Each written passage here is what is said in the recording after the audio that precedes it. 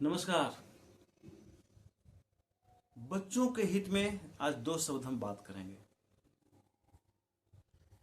अगर आप सुबह सुबह कुछ काम करने की बात सोच रखी है और आपके घर के सदस्य बोलते हैं कि ये काम कर दो, तुरंत आपका टेंशन शुरू हो जाता है, तनाव शुरू हो जाता है, गुस्सा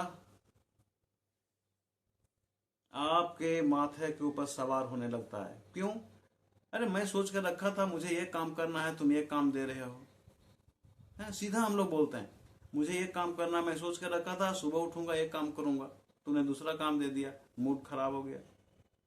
छोटी सी बात पर, जबकि ये भी काम आप ही को करना है, दोनों काम आप ही को करना है, आप मैनेज नहीं कर पा रहे हो।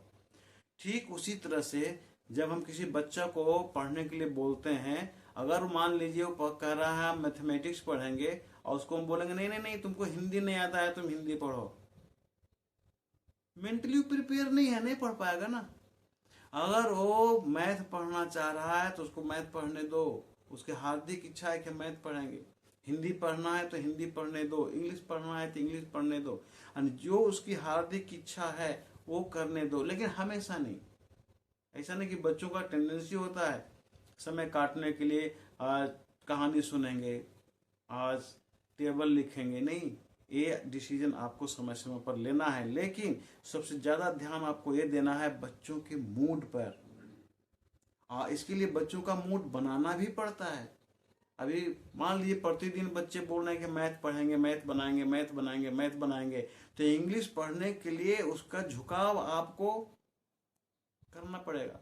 बच्चों में वो टेंडेंसी लानी होगी, बच्चों में वो इंटरेस्ट जगाना आपका काम है कि हम कैसे बच्चों में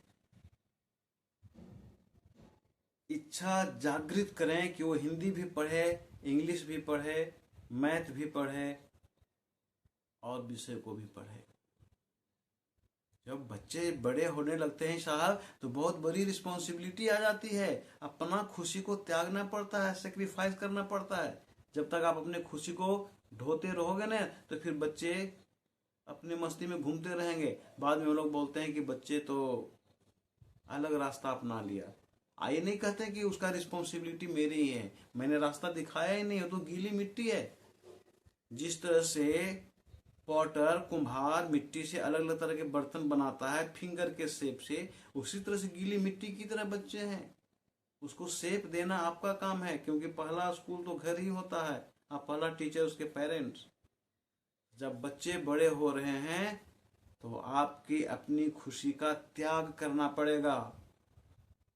आप कुम्हार के फिंगर की तरह पति पत्नी मिलकर के बच्चों को संवारना पड़ेगा, तब वो सही रास्ते पे जाएगा।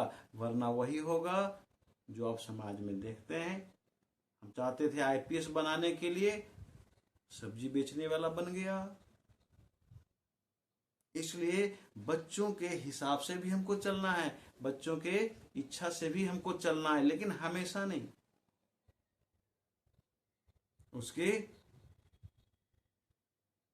व्यवहार पर, उसके एक्टिविटी पर हमें ध्यान देते हुए काम करना है।